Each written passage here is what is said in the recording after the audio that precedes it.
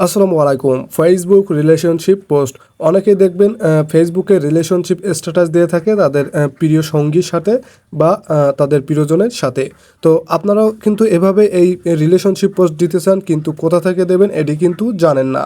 তো এখান থেকে আমাদের ছোট্ট ভিডিওর মাধ্যমে জানতে পারবেন আপনারা কিভাবে এই রিলেশনশিপ পোস্ট দিবেন।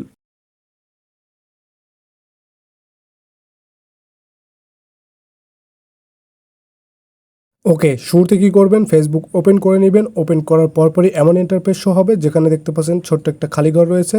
এখানে লেখা রয়েছে হোয়াটস ইওর মাইন্ড। তো এখান থেকে মূলত আমাদের টাইটেল লিখে পোস্ট করতে হয়। তো আমাদের মতামত পোস্ট করার জন্য এই অপশন। তো সিম্পলি কী করবেন, এখানে ক্লিক করে দিবেন।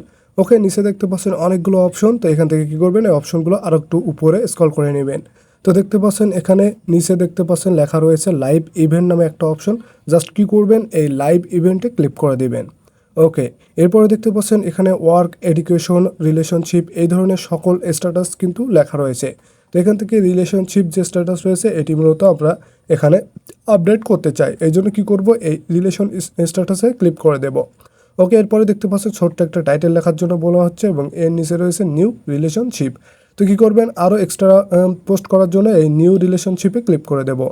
ওকে, এরপরে দেখতে পাচ্ছেন এমন একটি ইন্টারফেস শো হয়েছে। এখানে কর্নারে ফটো অ্যান্ড ভিডিও লেখা রয়েছে। এখানে যদি ক্লিক করি তাহলে গ্যালারি ওপেন হবে। ওকে, গ্যালারি ওপেন হলে এখান থেকে কি করতে হবে, আমাদের ইচ্ছা মতো একটা ছবি সিলেক্ট করতে হবে। আসলে ইচ্ছা মতো বলতে আমরা যার সাথে রিলেশনে গিয়েছি তার ছবি বা প্রোফাইল এখান থেকে সিলেক্ট করার জন্য বলা হচ্ছে। তো প্রোফাইল যদি শেয়ার করতে চাই আগে থেকে আমাদের তার আইডি থেকে প্রোফাইলের স্ক্রিনশট নিতে হবে। তো বোঝানোর সাথে যে কোনো একটা এখান থেকে আমি ছবি সিলেক্ট করে দিয়েছি। তো যে কোনো একটা ছবি সিলেক্ট করেছি, এভাবে কিন্তু আপনাদের প্রিয়জনের ছবিটা সেট করবেন বা তার আইডি। তো এখান থেকে নিচে দেখতে পাচ্ছেন ইন এ রিলেশনশিপ লেখা রয়েছে। এখানে এটি কিন্তু আপনারা কেটে দিতে পারেন অথবা এটি রেখেই কিন্তু আপনার মনের কিছু কথা এখানে লিখতে পারেন। তো যার সাথে রিলেশনে যাবেন তার এখানে কিন্তু তার কিছু কথা লিখতে পারেন। তো এর নিচে দেখতে পাচ্ছেন আরেকটি অপশন রয়েছে। এখানে যদি আমরা ক্লিক করি, এখানে মূলত তাকে মেনশন করা হচ্ছে যাকে আপনি যার সাথে রিলেশনে রয়েছেন। তো যার সাথে রিলেশন রয়েছেন তার কয়েকটি অক্ষর এখানে লিখলে নামগুলো চলে আসবে। জাস্ট কী করবেন, এখান থেকে তার নামের উপরে ক্লিক করে দিবেন। তো ফেসবুকে যে রিলেশনশিপ পোস্টগুলো আপনাদের সামনে আসে ঠিক দেখবেন তার নামের সাথে দেখবেন তার নামটি অ্যাড করা থাকে। তো এভাবেই মূলত এখান থেকে অ্যাড করতে হয়। এর নিচে দেখতে পাচ্ছেন ডেট লেখা রয়েছে।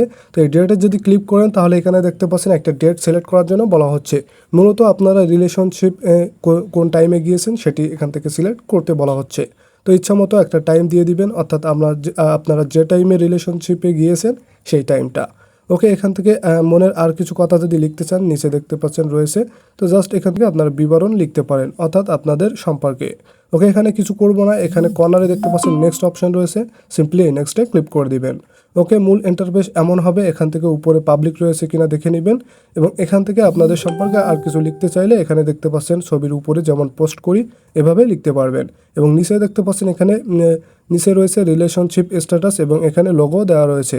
তো এই উপরে কর্নারে যদি পোস্ট অপশানে ক্লিক করেন তাহলে এটা কিন্তু সরাসরি পোস্ট হয়ে যাবে আপনাদের আইডিতে এবং আপনার রিলেশনশিপ যার সাথে রয়েছে তার আইডিতে। তো এভাবেই মূলত রিলেশনশিপ স্ট্যাটাস আপলোড দিতে হয়। তো আজকে ভিডিও ছিল এ পর্যন্তই। ভিডিওটা ভালো লেগে থাকলে ছোট্ট চ্যানেলটি সাবস্ক্রাইব করে পাশে থাকুন।